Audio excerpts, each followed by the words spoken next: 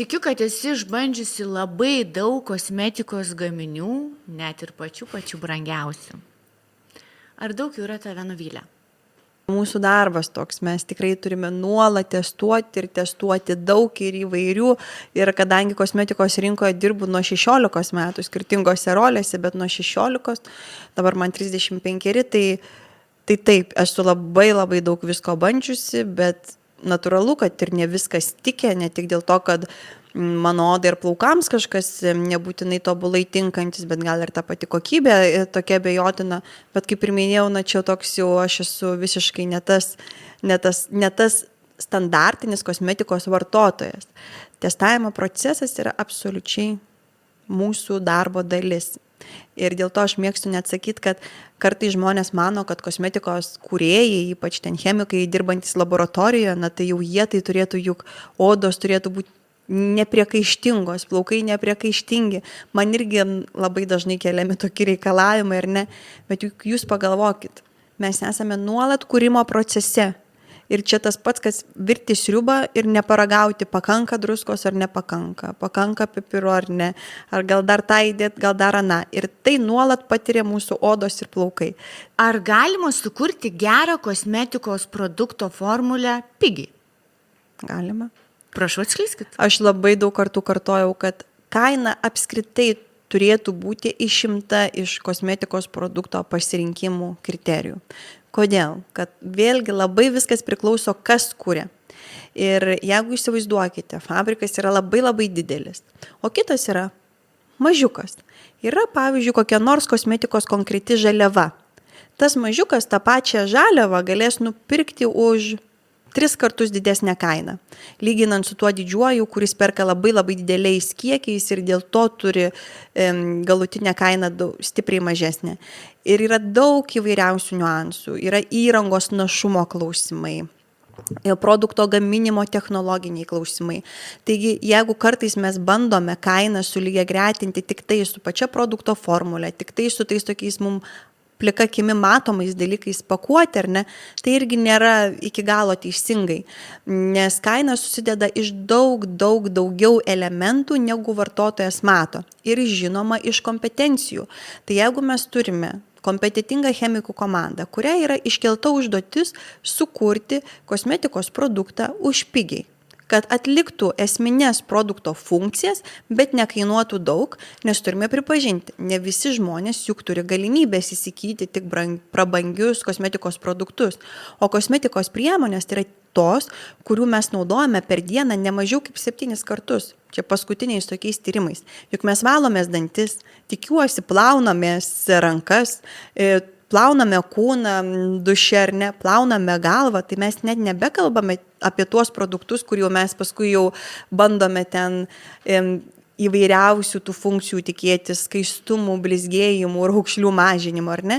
Na ir ne visi žmonės gali sau leisti nusipirkti tik pačiose prabangiausiose pakuotėse su labai daug įvairių aktyvių pačių naujausių komponentų viduje. Tai jeigu chemikų komanda yra kompetitinga, jie gavo užduotį sukurti esminės produkto funkcijas įgyvendinantį produktą.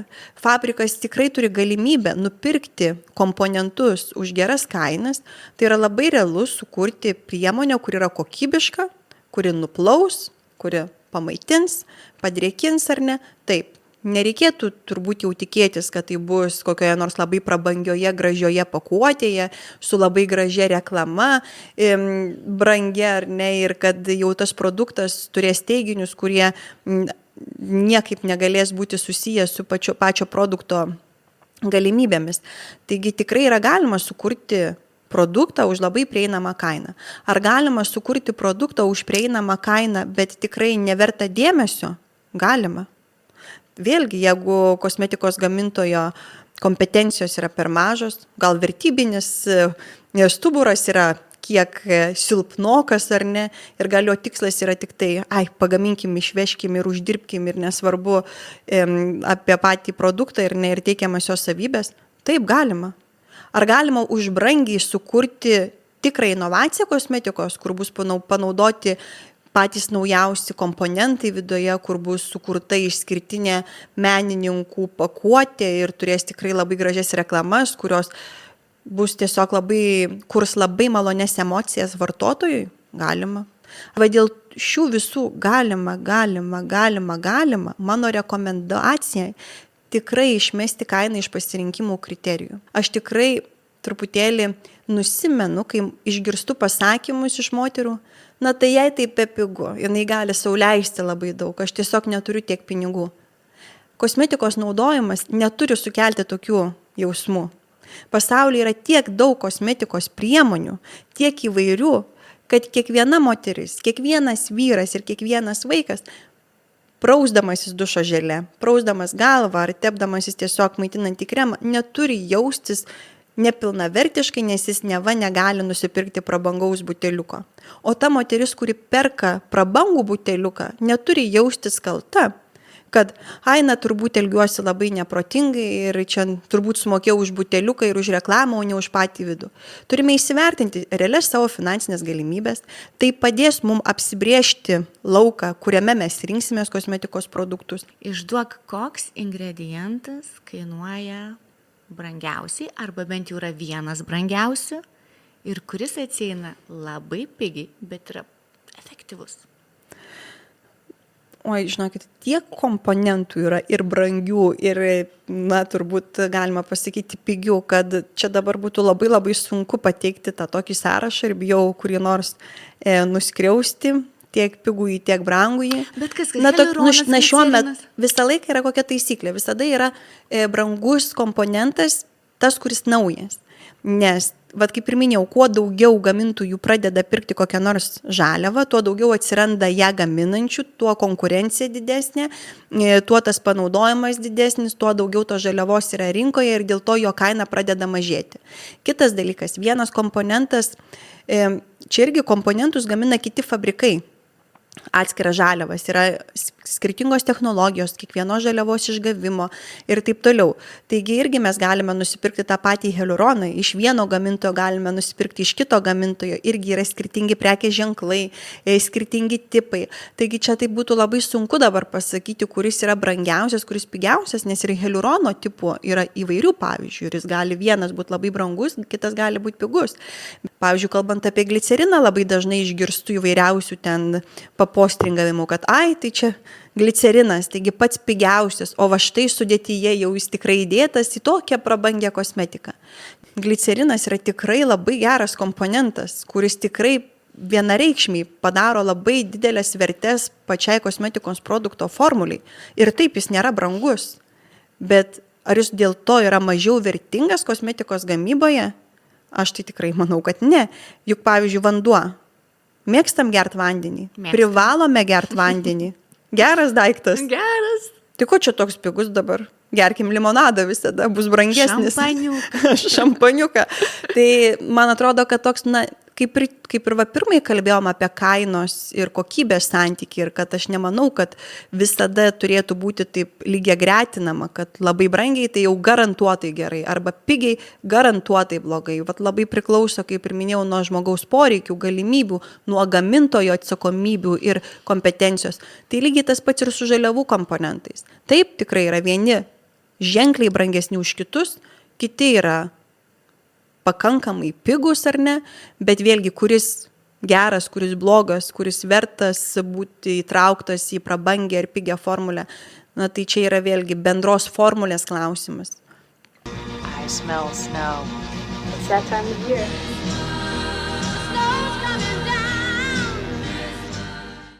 Jūs kiek kartų esi girdėjusi, karjerą matai rūpinusi, vaikus auklėm numetus.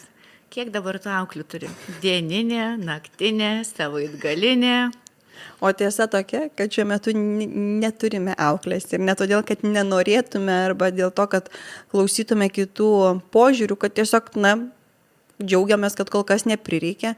Gabrielius eina į darželį, Patricija į mokyklą. Tai kažkaip puikiai mes su vyru pasidalinam tais darbais, bet tų įkandimų motinystės temomis esu girdėjusi labai daug. Ir irgi tiesiog atėjo toks prasilaužimo momentas, kada nusprendžiau tiesiog stebėti savo pačios ryšį su vaikais, stebėti savo vaikų realius poreikius, vietoj to, kad klausyčiau ir daug energijos skirčiau į kitų pasisakymus. pamačiau, kad tą laiką, kurį skiriu pergyvenimui arba klausimams, kodėl tu taip man norėjai įkasti motinystės temą, aš tiesiog nusprendžiu geriau tuo pat metu, ką nors nuveikti su vaikais, arba tuo pat metu geriau uždirbti dar papildomai pinigų savo versle. Tai tokių pasakymų tikrai girdėjau, ypač tai buvo skaudu su pirmu vaiku, nes, kaip žinia, aš pastojau įsigijusi fabriką. Ir jeigu yra viskas pakankamai gerai, ar ne, visų sveikatos yra tikrai geros, tai aš juk turiu jausti atsakomybę. Taip, aš tampu mama, bet aš esu atsakinga ir už verslą. Tai tu negali staiga ateiti ir sakyti, bet dabar juk aš būsiu tik mama ir dabar staiga tą verslą į šoną. Jeigu tu esi nusprendusi, pabandyti suderinti šitus dalykus ir jeigu tu matai, kad aplinkybės iš principo tai leidžia, ar ne, tai tu ir turi bandyti suderinti. Ir vietoj to, kad kita moteris šalia tavęs ateitų ir pasakytų, Juste, tu gali, tau pavyks.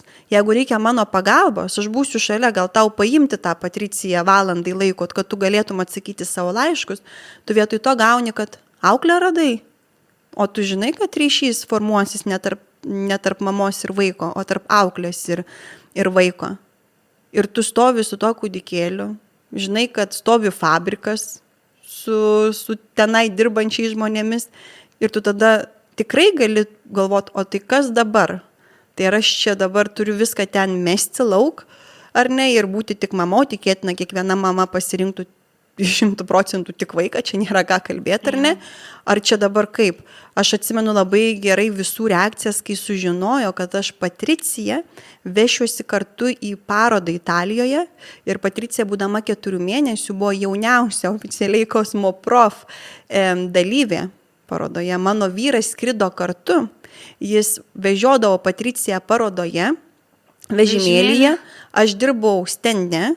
Vyras man priveždavo vaiką, nes aš maitinu, aš nubėgu į tualetą, tą savo verslo kostiumėlį prasakstau, pamaitinu vaiką, išbučiuoju, paduodu vyrui ir vyras toliau su ją leidžia dieną, o aš toliau grįžtu į stendą. Skaudžiausia buvo, kai pro lietuvių kitų stendą priėjau ir išgirdau, kad šitą net vaiką tampo. Maždaug.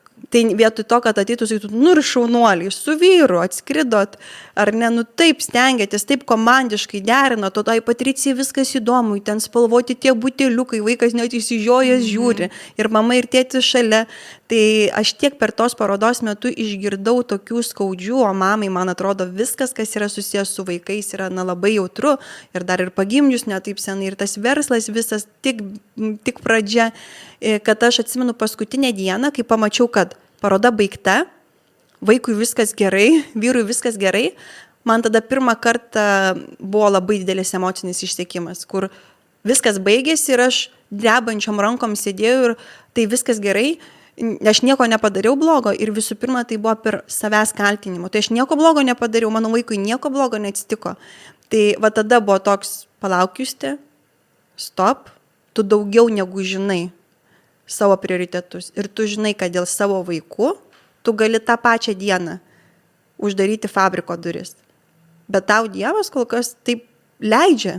Viskas yra gerai, mes visi sveiki, visi jauni, visi norintys, galintys ir dėl to, kad kitam žmogui tikėtina pasidarė pavydu, kad aš ryštuosi šitam dalykui, tai aš tikrai neketinu sustoti, nes labai dažnai visi šitie komentarai būna ne todėl, kad norėtų tau padėti, ne todėl, kad norėtų tau patarti, jie yra tam, kad sustabdytų ir todėl, kad tiesiog tą komentarą sakantis pats nesugeba.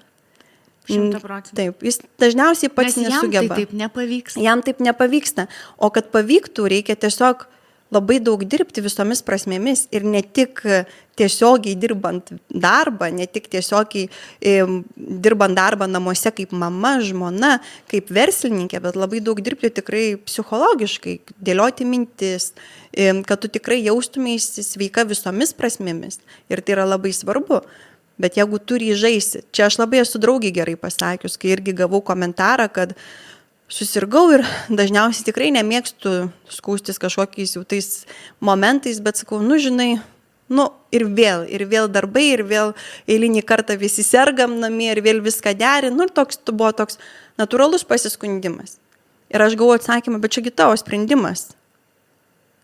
Tai aš žinau, kad mano sprendimas, bet turbūt tave supantis artimi žmonės yra tam, kad kai tu bėgi maratoną, nes jau tu padarėjai sprendimą bėgti maratoną, tai bėgant, kad tau vandens paduotų arba iškeltų plakatą, tu gali, o ne kad pasakytų, pats durnas buvai, kad bėgt pradėjai. Tai man atrodo, kad net ir mūsų Black Friday paskutinė kampanija, kur mes įgarsinome daug tų tokių pasisakymų, kur pačios girdim, kartais pačios turim pripažinti ir pasakom, ar ten garsiai ar negarsiai ar ne. Pasakom. Tai yra tai, kas nieko niekam neduoda. Ar vaiko priežiūros atostogos tu apskritai turėjai? Neturėjau. Ir negaliu taip jau pasakyti labai, kad dėl to kažkaip jaučiuosi nuskriausta. Būdavo silpnumo tokių momentų, kur tikrai būdavo labai sunku suderinti, bet mano buvo toks pasirinkimas ir turbūt mane tikrai nuoširdžiai išgelbėjo disciplina. Aš tikrai labai taip stengiausi viską planuoti ir jeigu aš tuo metu maitinu vaiką, aš stengiausi maitinti vaiką. Jeigu aš tuo metu matau, kad vaikas miega, aš tikrai labai stengdavausi produktyviai daryti kažkokį darbą. Aš tikrai nesitikėjau pirmais motinystės mėnesiais, kad aš galėsiu pradirbti 8 valandas taip, kaip dirbau be. Bet tuomet tu ieškai sprendimų ir manau viena pagrindinė tokia rekomendacija, tai tas ir yra sprendimas prašyti kitų pagalbos. Jeigu tu matai, kad tavo sprendimas bus derinti motinystę su karjera, tai tikėtina tavo vyras jį irgi yra palaiminęs. Ir jūs žinote, kad jūsų šeimos yra toksai sprendimas. Tai reikia nebijoti paprašyti pagalbos. Tiek vyro, jeigu reikia auklių, jeigu reikia močiučių, tai mes su vyru turėjome auklę pirmais mėnesiais ir aš tikrai nebijojau palikti auklį bent kelias valandas, pabūti ir pažaisti su vaiku, kol aš padirbsiu. Jeigu matydavom, kad vyras gali man tuo metu padėti, padėdavo vyras, pavyzdžiui, ypač naktimis, mes pasiskirstydavome, kad jeigu man yra kitą dieną koks nors svarbus verslo reikalas, kad Darius daugiau atsikels naktį prie vaikų ir atvirkščiai, tai pas mus toks labai didelis komandinis darbas ir čia aš manau tikrai moterys labai dažnai suklysta, jeigu jos mano, kad viską aš turiu padaryti, visur. Ir kalbu ne tik apie namus. Kai gimė vaikai, aš ir komandai pasakiau, ašgi dabar turėsiu vaikus ir reikės pagalbos.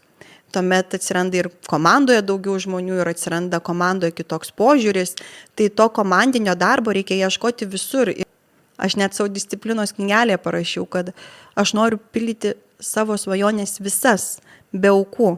Ir šią vietą aš nesutinku, kad jeigu tu esi mama ir turi verslą, kad arba vaikai nukentės, arba verslas. Manau, kad įmanoma padaryti taip, kad aukų nebūtų. Ir svarbiausia, kad tu netaptum auka. Tai pyragų dienai mokykloje ir darželiuose pyragus vaikams kepi pati. Užkandžių dėžutės iš vakaro sudėliota abiems irgi darai pati, bet jau namų tai tikrai pati netvarkai. Per paskutinę pyrago dieną aš buvau išskridusi netikėtai, nes reikėjo nuskristi pas klientą ir po susitikimo skambina mano vyras ir sako, žinai ką, šiandien buvo pyragų diena, tai spėk, ar mes nuėjom su pyragu? Sakau, spėju ne. Ir tada mano Darius tokių džiugių balsų, bet kiek pripirkom iš kitų, Gabrieliui labai patiko pyragus pirkti. Tai būna labai visko. Esu pamiršusi, skaudžiausias mano pamiršimas darželėje buvo kiaušinmetės šventė, kur reikia ten tokį aparatą vaikui sukurti per Velykas, kad išmestų iš ten 3 ar 9 aukšto ir tas kiaušinis nesuduštų. Ir mes tikrai visada dalyvaudavom ir kažkokiu būdu mes turbūt per informacijos didelius srautus visame kame pamiršom ir mūsų vaikas atėjo be to kiaušinmetės aparato. Tai man buvo nemalonu kaip mamai ir aš tada tiesiog ieškojau sprendimo. Aš nuėjau pas mokytojas, auklytės ir sakau, žiūrėkit, aš tikrai labai turiu daug reikalų intensyvių, gal galim mes susitart, kad kai yra kokios nors tokios didesnės šventės, kad jūs man truputį pakuždėsit jausi išvakarėse. Aš nebijau būti kartais netobula mama. Aš bijau laiku nepastebėti, kad kažkur reikia kaip mamai man pasitemti. Ir mes su vyru turim tokį sutarimą, kad kai mes jau grįžtame namo ir jeigu vėl atidarom kompiuterius ir ateina vaikai, ką nors nori pasakyti, kad mes tą pačią minutę turim tą kompiuterį uždaryti. Nes bijom labai to momento, kad paskui, kai tu vis palauk tuoj, dabar truputį neturiu laiko, kad paskui kelio gali ir nebebūti, paskui tas vaikas gali tavęs daugiau ir nebenorėti ko nors paklausti ar ką nors papasakoti. Pati skaitai vaikams prieš miegą knygas, ar vyras? Kas pas šeimoje už tai atsakingas? Ar pasidalinat, žinai, tu dukrytė Patricijai, tėtis sūnui Gabrieliui? Na, mes turim truputėlį šeimoje tą tokį, kad mergaičių vakarėlis ir berniukų. Ryšys tarp mano vyro ir sūnaus tikrai yra labai stiprus, jau jie ten turi labai daug tokių vyriškų istorijų ir pasakojimų. Tai tikrai būna kartais tokie vakarai, kur mes su Patricija skaitom ir tada Gabrielius su mano vyru. Bet jeigu taip jau žiūrėt statistiškai, tai mano vyras yra pasakų skaitovas vakare dažnesnis ir tai susiformuoja labai natūraliai, nes jeigu po darbo aš jau grįžtu ir dažniausiai būnu labai mama, gaminu valgyti, ten kažką mes bendraujam, šnekam, tai mano vyras kartais dar daugiau laiko skiria darbui ir namuose. Tai kol aš pabūnu to tokia mama su vakarienėm ir panašiai, tol mano vyras dažnai dirba. Na, o paskui, kai aš jau lieku virtuvėje tvarkytis viena ir tokius buities reikalus, ar ne, kas jau nėra susijęs su tiesioginiu dėmesiu vaikams, tuomet jau mano vyras dažnai turi laiką su vaikais lovoje, jis skaito knygas ir aš nesu iki galo patenkinta jų tuo procesu, nes dažnai mano vyras pradeda neramybės laiką, o dūkimo laiką. Ir labai dažnai man tenka pakilti į tą antrą aukštą ir sakyti, gal jūs nešokinėkit, nesivartaliokit toj lovoje, o skaitykit ramiai pasaką, ramiu tonu. Kiek knygų guli ant tavo naktinio stalelio? Ant naktinio stalelio šiuo metu turbūt 3, bet knygų mes turim labai daug ir aš vienu metu skaitau dažniausiai 3 knygas. Tai yra viena ant naktinio stalelio, tas toks koks nors romanas, gražios literatūrinės kalbos, koks nors dažnai toks būna gyvenimiškas, moteriškas, filosofinis. Tuomet viena turi būti plonesnė, kuri tilptų man į rankinę, kurią būtų labai patogu nešiotis visur. Ir trečia yra profesinė, kokia nors knyga, kur man yra svarbu tobulėjant mano profesinėje srityje. Tai yra tokios 3, kurios yra skaitomos dažniausiai vienu metu. Aš dabar turiu tokį eksperimentą, kad mes tikrai visi matom, kad turime tokią beveik priklausomybę įvairiems įrenginiams, ypač telefonui. Ir jeigu mes kažkur atsisėdam, ko nors reikia laukti, mes pradedame naršyti, ten atsiguli, kaip prižiūrėti filmą, vėl žiūrėk telefoną paėmį. Ir aš pati jaučiu, kad tokia beveik priklausomybė atsiranda, kur tu įimi tą telefoną tada, kada jo visiškai nereikia ir neturiu jokio tikslo. Dėl to viena iš knygų yra ta, kurią aš visur nešiojuosi. Ir kai aš pamatau, kad jau atsisėdau, man kažkur kažko reikės palaukti, tai vietoj to, kad aš paimčiau telefoną ir vėl ten bandyčiau kažką atrasti neįtikėtino, aš imu tą knygą savo. Ir aš tikrai pradėjau perskaityti rekordinį skaičių puslapių, nes aš pamačiau, kad aš per dieną tikrai perskaitau, kad aš per dieną tokiu principu paskaitau ne 1 valandą. Tai vadinasi, aš tiek skirdavau tiesiog bereikšmiui naršymui internete.